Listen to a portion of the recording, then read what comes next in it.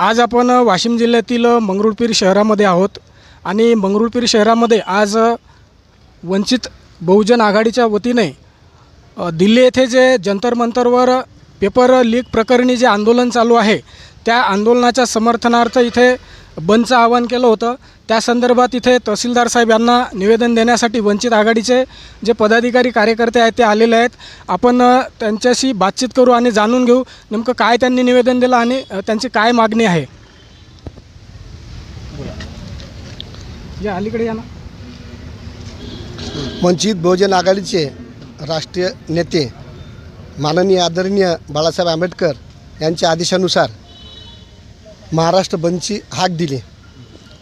त्यांच्या आदेशानुसार आज मंगरुळपीर येथे मी नरेंद्र राऊत तालुका अध्यक्ष आज आम्ही तहसीलदार साहेबांना निवेदन दिले।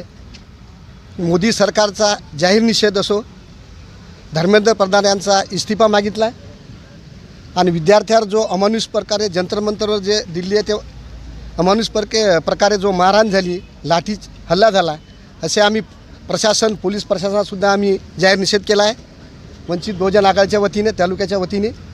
आणि आज बी आम्ही त्याच्यावरच ठाम आहे की धर्मेंद्र प्रधान यांचा राजीनामा, शिक्षण मंत्री यांचा राजीनामा झालाच पाहिजे अशी आमची भूमिका आहे पक्षाची।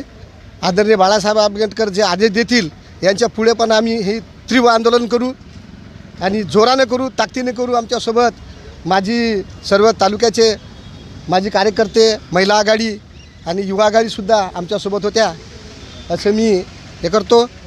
आणि जय भीम। वंचित बहुजन आघाडीचा, वंचित बहुजन आघाडीचा धर्मेंद्र प्रधानचा राजीनामा झालाच पाहिजे।